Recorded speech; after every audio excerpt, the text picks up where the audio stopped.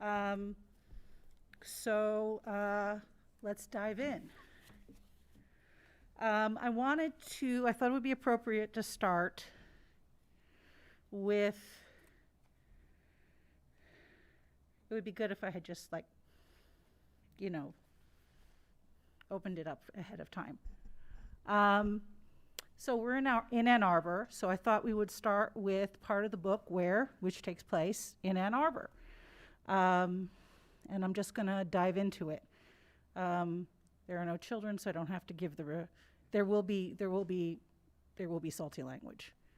But Lady Gaga was saying at her Vegas gig, she was like, "You brought your kids to Lady Gaga show in Las Vegas. What?"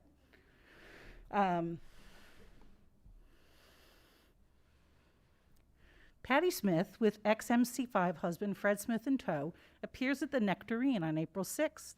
Even though they live in tranquil domestic bliss in the far eastern suburbs of Detroit, it is a big fucking deal that this non-victim of the 70s is playing Ann Arbor again. Okay, I thought I could do this. I can't. Out of nowhere in spring 1991 came an announcement of a live performance featuring both Patti and Fred Smith and a benefit on the last night of one of their favorite clubs in Ann Arbor. Back in the day, the Patti Smith group played so reliably at the Second Chance, also known as Chances Are and then the Nectarine Ballroom, that locals joked about them being the house band. And Sonic's post-MC5 side project, Sonic's Rendezvous Band, was also a frequent flyer. The club, a notable stop on the touring circuit in the 70s and 80s, enjoyed a reputation that extended beyond the Michigan borders. The venue was closing and becoming a dance club, and the owner, John Carver, called Fred Smith and asked if he and Patti would be willing to play closing night because their band's performances had been some of his favorite memories. Shay Smith agreed and called in some of their friends. Lenny Kaye and J.D. Dougherty came out from New York and were joined by locals Scott Morgan and Gary Rasmussen from Sonic's Rendezvous and former stooge Scott Ashton on drums.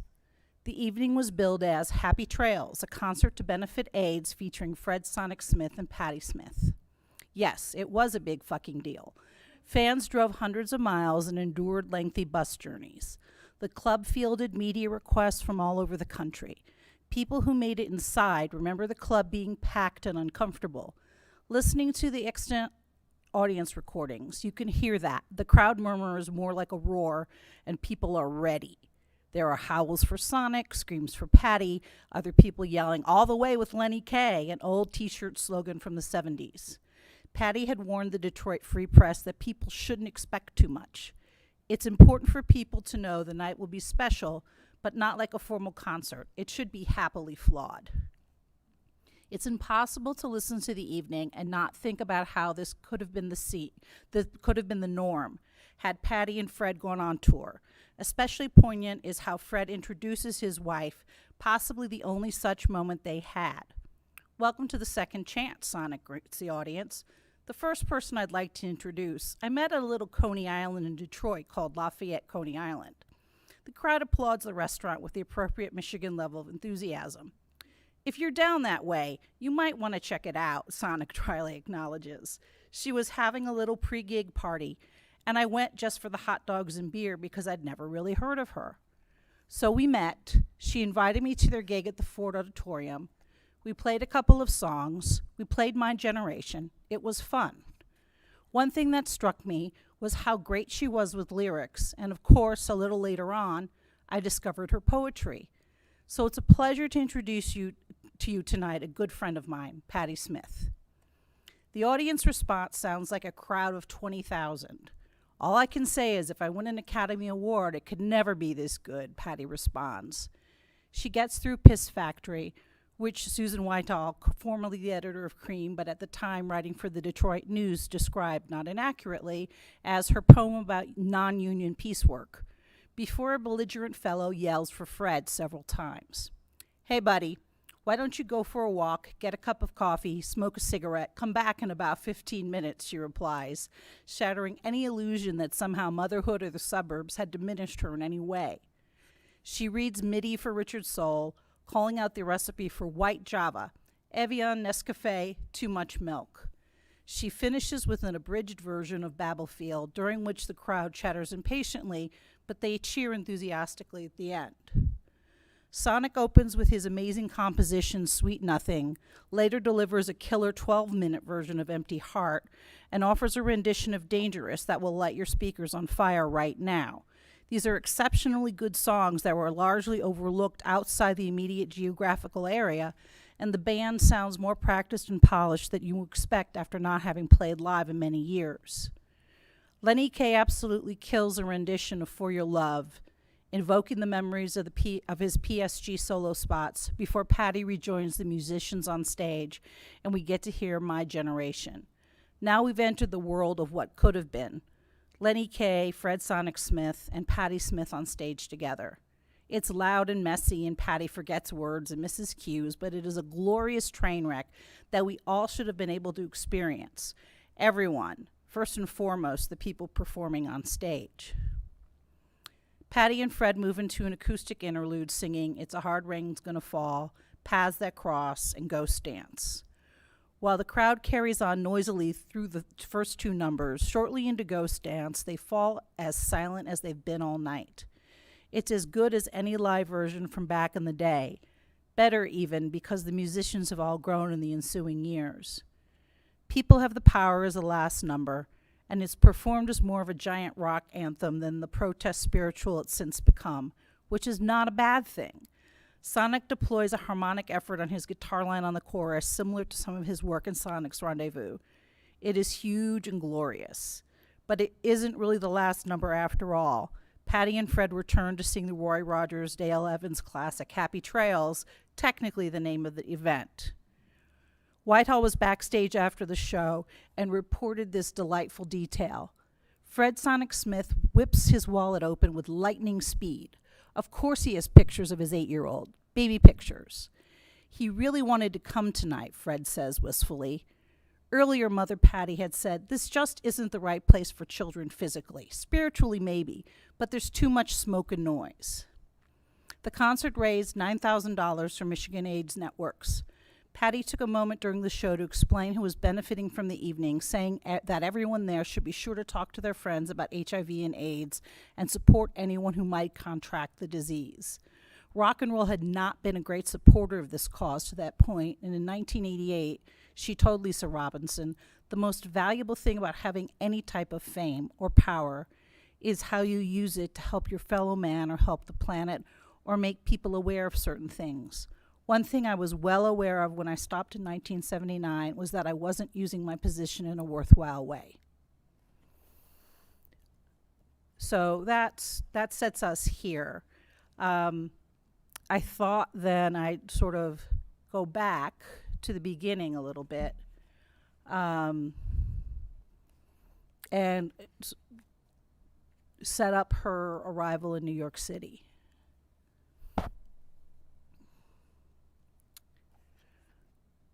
No one expected me. Everything awaited me. With that simple statement, Patti Smith described her arrival in New York City on July 3rd, 1967, at the age of 20. She took the bus from Philadelphia to Port Authority carrying a small suitcase and wearing a long gray raincoat and black turtleneck. She was coming to find community and to find out if she had it in her to become an artist, but mostly to find work. She had lost her job in a textbook factory and was on the waiting list for jobs at the 2 other local factories where she would be qualified to work. She knew New York was full of bookstores, and if she had to have a straight job, working in a place surrounded by her beloved books seemed ideal. The few friends who had shared her progressive outlook on the world had already left for the Big Apple and enrolled in art school at Brooklyn's Pratt Institute. Although Patti's parents were exceedingly open-minded for both the time and the area they lived in, it was still the 1960s, and the career path for women, especially working-class women, were limited. At the urging of her father, who was concerned that his eldest daughter wasn't pretty enough to ever get married and, quote-unquote, thought that the teaching profession would offer security, Patti tried attending teachers' college, but was dismissed when she came pregnant at the age of 19. It may have been the 60s and the summer of love, but in South New Jersey, Patti had to leave her family's house and go live elsewhere towards the end of her term, so that her family wouldn't have to deal with the societal repercussions of having a daughter who was unmarried and pregnant. She chose to have the baby and give it up for adoption, but even after having done so, she knew she didn't have the money to continue to attend college, nor did she want to become a teacher. Like so many before her, a hopeful Patti Smith headed to New York City in search of work, but also in search of what she hoped would be her destiny. She didn't quite know what it would be or how it would manifest itself, but she was armed with the unfailing belief that it was out there waiting for her. I did have notes, and now I cannot remember what I meant to tell people.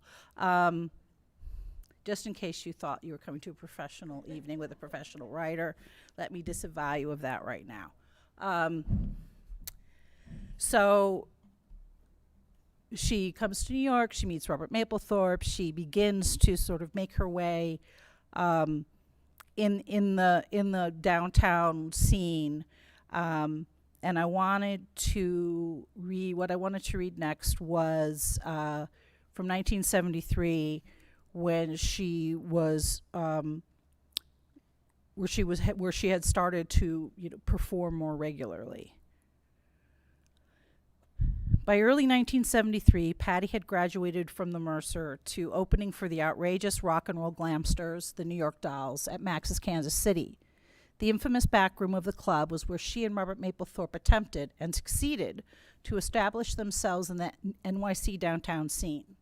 Now Patti was back on the bill as an artist rather than a striving scenester. Patti knew she liked being on stage but didn't like acting. She hadn't stopped drawing, but it wasn't compelling her sufficiently to be her main outlet.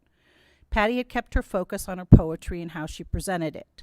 She now had her first chapbook, Seventh Heaven, as part of her arsenal of material, which contained Fire of Unknown Origin, 2 poems about Amelia Earhart, and one of my favorites, Dog Dream, which begins, "Have you seen Dylan's dog? It got wings. It can fly." The poem then goes on to talk about Dylan's snake and Dylan's bird in a playful and lighthearted tone, sometimes sung as high and lonesome blues. Dog Dream was part of a reading she did at St. Mark's Church in April 1972, supporting her friend Jim Carroll, another poet who had rock and roll in his blood and liked to break the rules. The two were briefly involved, but their mutual admiration of each other's work long outlasted their romantic entanglement. At that reading, Patti declared, "This reading is dedicated to Smokey Robinson the Miracles, the late great Gil Hodges, and the off-track betters of America." A poetry reading is about reading one's work, but again, as Gregory Corso had encouraged her, Patti is not just reading the words, she is infusing them with everything she can muster. She's setting a scene, she's engaging the audience, she's reading their energy and tailing her performance to it. The nascent kinetics of that first reading in 1971 had established itself as her signature style. Her presentation was animated and engaging. She was clearly modeling her rhythm and phrasing on rock and roll, and she executed it with enthusiastic verve. She was excited to be reading her work to an audience, and that feeling was tangible. Her poems also appeared in what might have seemed like an unlikely location, Cream magazine. The Detroit Music Magazine was known for being irreverent and anti-establishment, and while she did write some actual rock journalism for them, they also published her poetry because they could see the rock and roll and the energy in it. Their readers saw it too, and they famously didn't like anything. As one wrote, "We don't need more like her, we need more of her." So this isn't from the book, but it is about Patti Smith, and it does take place in Michigan. And this is a shameless plug for my newsletter, which is free. I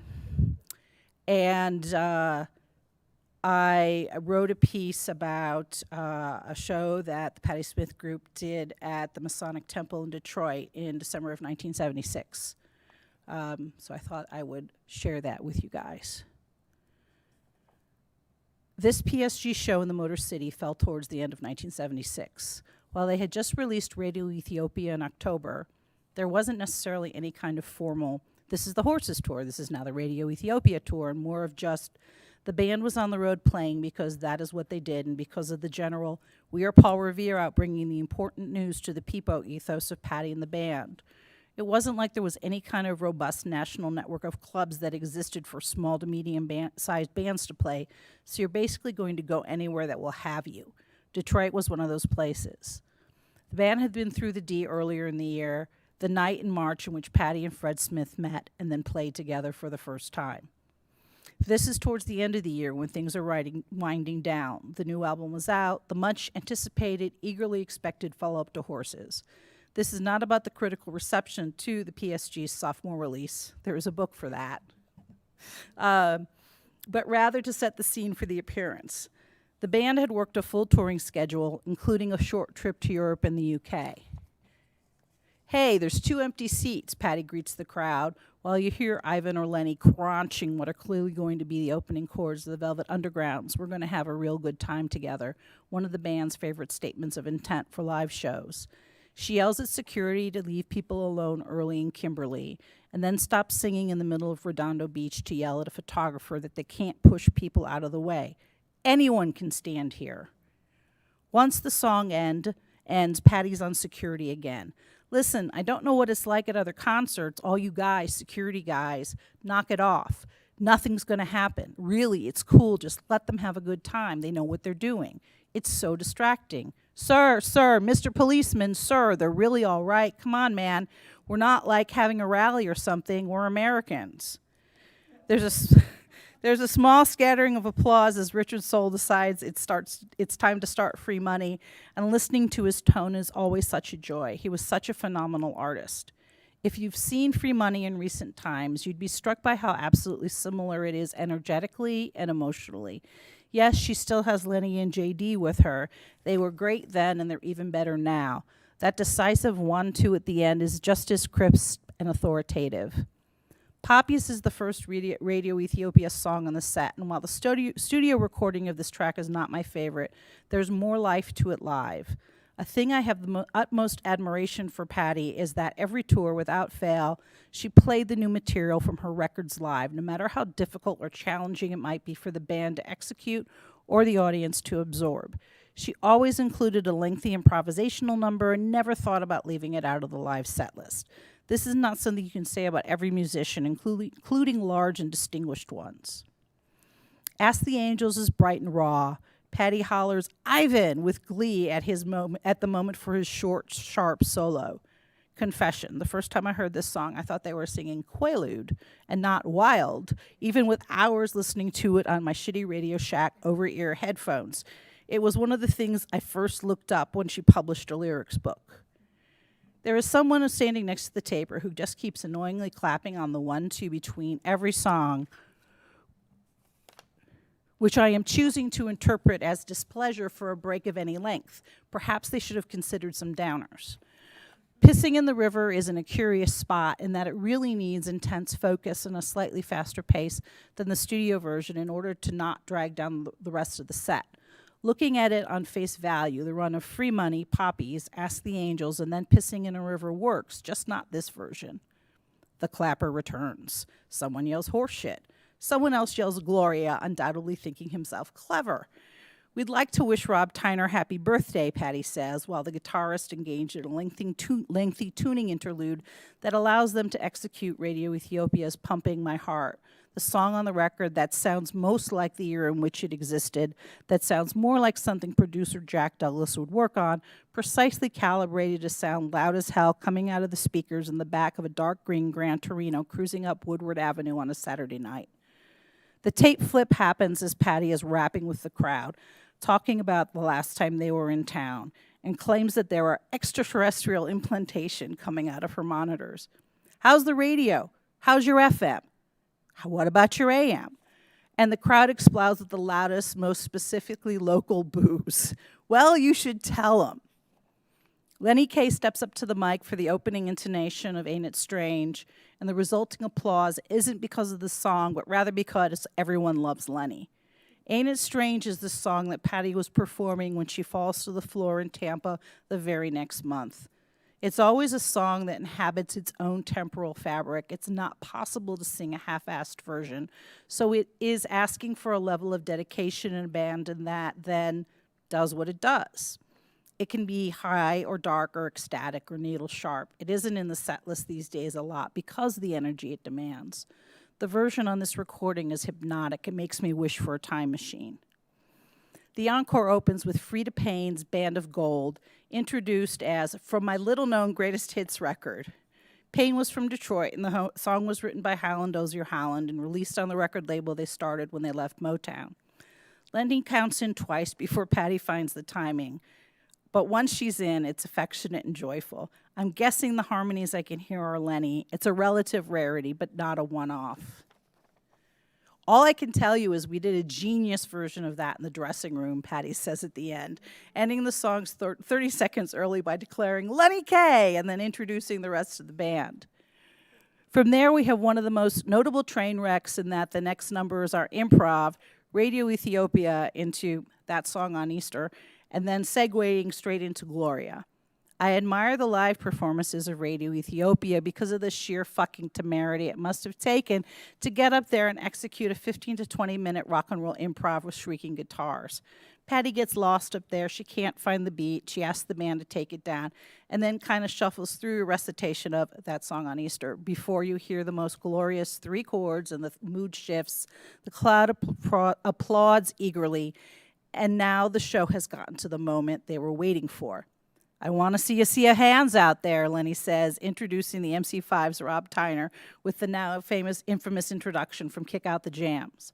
All hell's going to break loose, Tyner announces, as Patti notes she is about to play rhythm guitar as well. The closing number is PSG's now canonical version of My Generation, Tyner taking the first verse, then Patti coming in later in the song. It's supposed to sound like anarchy, but tonight it sounds like everyone is on their most focused deconstruction because of the very special guest. Free Wayne Kramer, Lenny yells repeatedly, echoing the shout-out that's on the cover of Radio Ethiopia. Free everybody, Tyner adds. Free everybody. Doesn't really need introduction. It was almost midnight on a Saturday night in 1976, and I was sitting on the floor of my family's TV room, as close to the set as I could get without being chided for being too close, but close enough to allow for sufficient volume without being yelled at to turn it down. I was watching NBC's Saturday Night Live. I was a fairly sheltered suburban 12-year-old, so I didn't get most of the sketches, but my primary reason for watching was the musical acts. I do not remember ever not having insomnia and staying up later than I should, reading or listening to the radio. My mother also liked to stay up late, smoking, reading magazines, and watching old movies, and I would often sit up with her on weekends. This night, however, the television was mine. The episode was hosted by White House Press Secretary Ron Nessen and featured film cameos of President Gerald Ford. And then there it was on the screen, Patti Smith Group. I don't know what I was expecting, but it floored me. There was a woman on stage, and she was out front, and it was her band. The musicians were supporting her. She was wearing a white button-down shirt, just like on the cover of Horses, and an actual tie around her neck. Her hair was perfect, a jagged, black-hennaed mess. She didn't move around much. The stage was so small that Richard's soul wasn't in any of the shots beyond the intro chords to Gloria. And what's funny, I'm internet friends with Ben Montench from Tom Petty's band, and he also says, like, yes, all the keyboard players, you never see them on Saturday Night Live. They just don't fit. But Richard Soul wasn't any of the shots beyond the intro chords to Gloria, but she was like one of those toys you would wind up and then let go and watch it spin. At the end of the song, before the last chorus, she was breathing hard, but she was smiling. She knew she'd done good. She murmured at the end, "Happy Easter, CBGB." I knew what CBGB was because when my father would go into the city for business, he would come back with a record I had asked for a magazine that had someone holding a guitar on the cover. One day he came home with Rock Scene. "I thought this was one of your bands," he said, pointing at David Bowie or Keith Richards.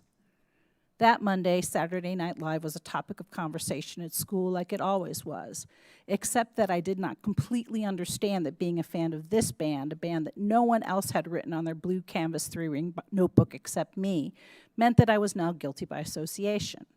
I was already different. I didn't drink, smoke, or take drugs. Boys did not know I was alive. I liked to read and was always either juggling a stack of books or trying to hide behind one so I wouldn't be noticed.